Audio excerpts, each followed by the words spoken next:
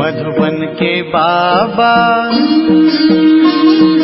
मधुबन के बाबा मुरली वाले, आपका क्या कहना, आपका क्या कहना। ओम शांति। आज 18 जुलाई 2022 के साकार मधुर महावाक्य हैं। आज मीठे मीठे बाप दादा बोले, मीठे बच्चे, अभी तुम बाप की नजर से निहाल होते हो। निहाल होना अर्थात स्वर्ग का मालिक बनना। बाबा ने कहा, मीठे बच्चे, अभी तुम बाप की नजर से निहाल होते हो। निहाल होना अर्थात स्वर्ग का मालिक बनना। बाबा ने आज हमसे प्रश्न पूछा कि और संग तोड़ एक संग जोड़, इस डायरेक्शन को अमल में कौन ला सकता है। तो उत्तर में बाबा समझा रहे हैं कि जिनकी बुद्धि में एम ऑब्जेक्ट क्लियर है, तुम्हारी एम ऑब्जेक्ट है मुक्ति धाम में जाने की, उसके लिए शरीर से भी बुद्धि योग निकालना पड़े, टॉकी मूवी से भी परे साइलेंस में रहने का अभ्यास करो, क्योंकि तुमको साइलेंस अथवा निर्वाण में जाना है। मुरली का गीत है, जले न क्यों परवाना। ओम शांति। बच्चे जानते हैं कि हम किसकी नजर के सामने बैठे हैं। तुम अपने पारलौकिक परम पिता परमात्मा की नजर के सामने बैठे हो। तुम जानते हो, इस बाबा की नजर के सामने आने से हम 21 जन्म स्वर्ग का वर्षा पाते हैं। कभी कोई साधु संत के पास जाते हैं तो कहते हैं कि यह तो नजर से निहाल कर देते हैं। अब नजर से निहाल का अर्थ तो तुम ब्राह्मणों के सिवाय और कोई समझ नहीं सकते। नजर के सामने अब तुम बैठे हो। बाप की नजर में बच्चे, बच्चों की नजर में बाप है। बच्चे निहाल होते हैं बाप की नजर से। बाप से ही वर्षा मिलता है। तुम हो बेहद के बच्चे। तुम नजर के सामने बैठे हो, बरोबर 2 अक्षर सुन रहे हो। मुझे निरंतर याद करो तो तुम निहाल हो जाएंगे, अर्थात स्वर्ग के मालिक बन जाएंगे। बरोबर सेकंड में नजर से निहाल कर मुक्ति और जीवन मुक्ति दे देते हैं। वह है निराकार परमपिता परमात्मा। जानते हैं, यह हमारे बच्चे आकर बने हैं, जिनको पक्का निश्चय है कि हम परमपिता परमात्मा की संतान हैं। वह जरूर स्वर्ग के मालिक बनेंगे। नजर से निहाल भी होना है और स्वर्ग के मालिक भी बनना है। स्वर्ग में है बादशाही। यहाँ सब नर्क के मालिक हैं, अर्थात नर्क के निवासी हैं। उसमें भी नंबरवार पद हैं। भल अभी राजाई नहीं है, परंतु वह भी दिल में समझते हैं ना कि हम जयपुर के मालिक थे। लिखते भी हैं महाराजा ऑफ जयपुर, महाराजा ऑफ पटियाला। कहने में तो आता है ना। वह खुद भी जीते हैं, उनकी वंशावली भी जीती है। अभी वह भी प्रजा में आ गए हैं। अब तुम जानते हो कि हम श्रीमत पर फिर से दैवी स्वराज्य स्थापन कर रहे हैं। बाप ने समझाया है, यही भारत पावन था, अब पतित बन पड़ा है। तुमको अब तीसरा नेत्र मिला है। आत्मा जानती है कि अभी हम एक परमपिता परमात्मा को याद करते हैं और उनसे ही वर्षा मिलता है। भगवानुवाच भी है कि मुझे याद करो और संग तोड़ो। अपने शरीर से भी तोड़ो, अशरीरी बनो। पहले तुम अशरीरी आए थे। आत्माएं सब अशरीरी होती हैं। मूल वतन में अशरीरी होने कारण आवाज नहीं होता है, इसलिए उनको निर्वाण धाम कहा जाता है। सूक्ष्म वतन में मूवी होती है, टॉकी, मूवी और साइलेंस। आगे मूवी नाटक भी थे, अब टॉकी बन गए हैं। तुम बच्चों को साइलेंस सिखाई जाती है। तुम अपने स्वधर्म में टिको, घर को याद करो। टॉक छोड़ना है, भुन भुन भी नहीं करनी है। अंदर में राम राम कहते हैं, अब बाप कहते हैं बच्चों यह भी छोड़ो। तुमको वाणी से परे जाना है। यहाँ रहते टॉकी और मूवी से परे जाना है। यह एम ऑब्जेक्ट बुद्धि में क्लियर है कि हमको मुक्ति धाम जाना है। बाबा मुक्ति जीवन मुक्ति देते हैं। पहले आत्माएं सभी साइलेंस में जाती हैं, फिर हर एक को अपना अपना पार्ट बजाने आना है। देवी देवता धर्म वालों का अपना पाठ, इस्लामी, बौद्धी धर्म वालों का अपना पाठ। यह सब बातें तुम बच्चों की बुद्धि में है। बाप के पास ये सारी नॉलेज है। जब तुमको सारी नॉलेज सुनाते हैं, आप समान बनाते हैं। तुम फिर औरों को आप समान बनाओ, ज्ञानी और योगी बनाओ। जो नॉलेज मेरे पास है वही तुमको देता हूँ। आत्मा ही ग्रहण करती है। नंबरवार पुरुषार्थ अनुसार नॉलेजफुल बन जाते हैं। कोई तो पूरे नॉलेजफुल बन जाते हैं, कोई कम पुरुषार्थ से इतने नॉलेजफुल नहीं बनते हैं। एम ऑब्जेक्ट तो यही लक्ष्मी नारायण है। अभी तुम नॉलेजफुल बनते हो। अब तुम जानते हो कि हम कहाँ से आए, अब कहाँ जाना है, यह चक्र कैसे फिरता है, इसमें सब कुछ आ जाता है। जैसे बीज से झाड़ निकलता है, इनकी आयु कितनी बड़ी हो जाती है, फिर उनको जड़ जड़ी भूत अवस्था कहा जाता है।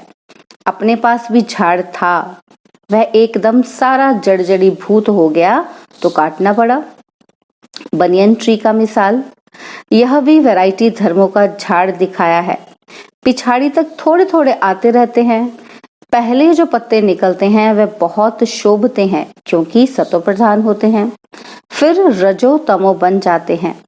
आधा कल्प तुम राज्य करते हो, फिर धीरे धीरे तुम नीचे आते हो। उतरती कला और चढ़ती कला होती है। चढ़ते फट से हैं। पूरी राजधानी स्थापन होने में थोड़ा समय तो लगता है। बाप समझाते हैं, मैं ही संगम पर आकर दैवी राज्य स्थापन करता हूँ। सूर्यवंशी और चंद्रवंशी घराना अभी ही स्थापन होता है, जो फिर नई दुनिया अमरलोक में आकर अपना राज्य भाग्य करते हैं। इनको ही संगम युग कहा जाता है। दूसरा कोई संगम पर नहीं आता है, सिर्फ एक बाप ही आते हैं। यह बात कोई शास्त्रों में नहीं है कि मैं फिर से कब आता हूँ। यह कोई को पता नहीं पड़ सकता है। यह सिर्फ तुम बच्चों को ही पता पड़ता है। कल्प कल्प यह पाठ चलता है। सारा झाड़ पुराना होता है और फिर संगम पर इनका फाउंडेशन लग रहा है। यह है पतित दुनिया, सतयुग है पावन दुनिया। गाते भी हैं कि हम पतितों को पावन बनाने के लिए आओ। अब सभी पावन बन रहे हैं, फिर जब आएंगे तो पावन ही होंगे, परंतु सबको इकट्ठा तो नहीं आना है। बाप कितना अच्छी रीति समझाते हैं। अभी ये प्रिंसिपल बैठा है तो क्यों ना ये नॉलेज सबको देनी चाहिए, तो सब जान जाए कि वर्ड की हिस्ट्री ज्योग्राफी क्या है, ये कैसे रिपीट होती है। ये किसी को पता नहीं है। गॉड इज वन, और कोई क्रिएटर है नहीं, ना ऊपर कोई दुनिया है न नीचे कोई दुनिया है। यह जो कहते हैं कि आकाश पाताल ये सब गपोड़े हैं, समझते हैं स्टार्स के ऊपर भी दुनिया है, परंतु वहां किसी की राजधानी नहीं है। बाबा प्रिंसिपल बच्चों को भी कहते हैं कि जो अच्छे स्टूडेंट्स हैं उनको यह हिस्ट्री ज्योग्राफी समझाओ। गवर्नमेंट को भी अप्रोच करो, बड़े बड़े ऑफिसर्स को समझाओ, परंतु बड़ी युक्ति से समझाना है कि सतयुग में आदि सनातन देवी देवता धर्म की राजधानी थी। उन्होंने यह राज्य कैसे प्राप्त किया। शास्त्रों में दिखाया है कि देवताओं और दैत्यों की लड़ाई लगी, फिर देवताओं ने जीत लिया। महाभारत की लड़ाई एक ही लगती है, उसके बाद फिर कोई लड़ाई लगी ही नहीं। बाप कहते हैं स्कूलों में बच्चों को ये नॉलेज दो। कोई इन्वेंशन निकलती है तो पहले राजा को दिखाते हैं, फिर उन द्वारा वृद्धि को पाते हैं। यह आत्मा को सृष्टि चक्र के आदि मध्य अंत का ज्ञान मिलता है, जिससे 21 जन्मों के लिए चक्रवर्ती राजा बनते हैं। तुम्हारे में भी बहुत हैं जो पढ़े लिखे नहीं हैं। बाबा कहते हैं बहुत अच्छा, बहुत पढ़े लिखे भी थे, परंतु यह इम्तिहान पास नहीं कर सके। यहाँ तो सेकंड की बात है। सत्युग में लक्ष्मी नारायण का राज्य था, त्रेता में राम सीता का राज्य शुरू होता है। आधा कल्प के बाद भक्ति मार्ग शुरू होता है। धक्के खाने पड़ते हैं। मनुष्य कहते भी हैं कि ओ गॉड फादर, तो जरूर उनसे हेवन का वर्षा मिलना चाहिए। मनुष्य जब मरता है पूछा जाता है कहाँ गया, कहते हैं स्वर्ग सिधारा। वह समझते हैं कि आसमान में स्वर्ग है। कितने बेसमझ बन गए हैं। यह है ही कांटों का जंगल, भारत ही फूलों का बगीचा है। अब तुम फ्लावर बन रहे हो। बाप समझाते हैं, कोई को भी दुख नहीं देना है, दुख दिया तो दुखी होकर मरेंगे, ऊंच पद पा नहीं सकेंगे। तुम जानते हो, हम बाबा के पास आए हैं सदा सुख का वर्षा पाने। तुम ब्राह्मण बने हो, ब्राह्मण सबसे ऊंच गाए जाते हैं, ब्राह्मणों की निशानी है चोटी। अच्छा, ब्राह्मण का बाप कौन? वह है निराकार शिव। शिव बाबा और प्रजापिता ब्रह्मा है साकार। अब शिव बाबा की निशानी क्या रखें? परमपिता परमात्मा तो स्टार है, परंतु न जानने कारण बड़ा लिंग बना देते हैं। बिंदी की पूजा कैसे करें? रुद्र पूजा भी होती है। रुद्र शिव को बड़ा बनाते हैं और शालिग्राम छोटे छोटे बनाते हैं। कहते भी हैं भ्रिकुटी के बीच में स्टार है। आत्मा का भी साक्षात्कार होता है।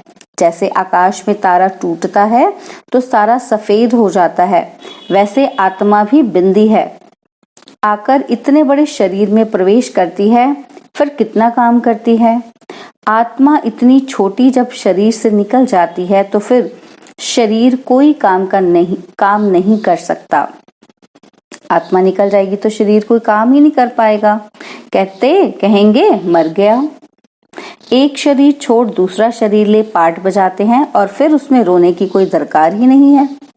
परंतु जब ड्रामा को जाने तब ऐसा कहें। अब तुमको ये ज्ञान है कि हम ये पुराना शरीर छोड़ अपने निर्वाण धाम में जाएंगे। यह नॉलेज भी तुमको यहाँ है। फिर तो बड़े बड़े स्कूल कॉलेजों में जाकर बड़ों को ये नॉलेज दो। तो भारत में सूर्यवंशी चंद्रवंशियों का राज्य था, जो अब नहीं है, फिर जरूर होगा। यह अनादि वर्ल्ड ड्रामा है। इनकी नॉलेज बच्चों में जरूर होनी चाहिए। यह नॉलेज होने से भारत स्वर्ग बन जाता है। अभी नॉलेज नहीं है तो भारत कंगाल है। फिर इस नॉलेज से भारत को स्वर्ग बनाते हैं। क्यों ना बच्चे भी ये नॉलेज लेकर हेवन के लायक बने। तुम भी बनो। किसी को भी छोड़ना नहीं चाहिए। बाबा सर्विस की युक्तियां तो बहुत बताते हैं, करना तो बच्चों को है ना, बाप तो नहीं जाएगा। अच्छा, मीठे मीठे सिक्की लदे बच्चों प्रति माता पिता बाप दादा का याद प्यार और गुड मॉर्निंग। रूहानी बाप की रूहानी बच्चों को नमस्ते। हम रूहानी बच्चों की रूहानी बाप दादाजी को दिलवा जान सिकवा प्रेम से नमस्ते। ओम शांति। प्यारे बाबा, मीठे बाबा, मेरे बाबा, शुक्रिया बाबा, शुक्रिया बाबा, शुक्रिया बाबा। धारणा के लिए मुख्य सार है, पहला पॉइंट है, अपने स्वधर्म में स्थित रह साइलेंस का अनुभव करना है, क्योंकि अब वाणी से परे निर्वाण धाम में जाने का समय है। सेकंड पॉइंट है, सुखदाता के बच्चे हैं, इसलिए सबको सुख देना है, किसी को भी दुख नहीं देना है, सच्चा फ्लावर बनना है, कांटों को फूल बनाने की सेवा करनी है। बाबा ने वरदान दिया, सर्व शक्तियों से संपन्न बन, हर शक्ति को कार्य में लगाने वाले मास्टर सर्वशक्तिमान भव। सर्व शक्तियों से संपन्न बन, हर शक्ति को कार्य में लगाने वाले मास्टर सर्वशक्तिमान भव। जो बच्चे सर्व शक्तियों से सदा संपन्न हैं, वही मास्टर सर्वशक्तिमान है। कोई भी शक्ति अगर समय पर काम नहीं आती तो मास्टर सर्वशक्तिमान नहीं कह सकते। एक भी शक्ति कम होगी तो समय पर धोखा दे देगी, फेल हो जाएंगे। ऐसे नहीं सोचना कि हमारे पास सर्व शक्तियां तो है, एक कम हुई तो क्या हर्जा है, एक में ही हर्जा है, एक ही फेल कर देगी। इसलिए एक भी शक्ति कम ना हो और समय पर वह शक्ति काम में आए, तब कहेंगे मास्टर सर्वशक्तिमान। स्लोगन है, प्राप्तियों को भूलना ही थकना है, इसलिए प्राप्तियों को सदा सामने रखो। प्राप्तियों को भूलना ही थकना है, इसलिए प्राप्तियों को सदा सामने रखो। ओम शांति। आज हम मातेश्वरी जी के भी अनमोल महावाक्य सुनेंगे। तो मातेश्वरी जी कहती हैं कि जब हम ओम शब्द का उच्चारण करते हैं तो ओम का अर्थ है मैं आत्मा हूँ और परमात्मा का बच्चा हूँ। यह शिव नाम सिर्फ एक ही परमात्मा का है। इस शब्द पर बहुत ही मनुष्य ऐसा प्रश्न पूछते हैं कि परमात्मा तो सारी दुनिया का मालिक अथवा बाप है, उसे फिर शिव नाम से क्यों बुलाते हैं? अब इस राज को दुनिया नहीं जानती। परमात्मा का नाम है शिव, क्योंकि दुनिया में अनेक धर्म हैं, तो हर एक धर्म वाले परमात्मा को अपना अपना नाम देकर बुलाते हैं। कोई गॉड कहकर बुलाएंगे, कोई खुदा, कोई अल्लाह, कोई फिर शिव कहकर बुलाते हैं। वैसे भारत में परमात्मा शिव के नाम से गाया हुआ है, तो सारी दुनिया विलायत वाले शिव नाम से परमात्मा को कैसे मानेंगे? अब इस पर समझाया जाता है कि वास्तव में परमात्मा का नाम शिव है, वो ज्योति स्वरूप है। उनकी यादगार प्रतिमा शिवलिंग रूप में पूजी जाती है, सो भी खास करके भारत में पूजा ज्यादा होती है। क्योंकि परमात्मा का जन्म भारत खंड में हुआ, तो जरूर इस देश का नाम ही पड़ेगा। जरूर परमात्मा एक ही जगह आएगा ना। अगर विलायत की तरफ आएगा तो भारतवासी कैसे मानेंगे? परंतु भारत खंड का नाम बड़ा मशहूर है।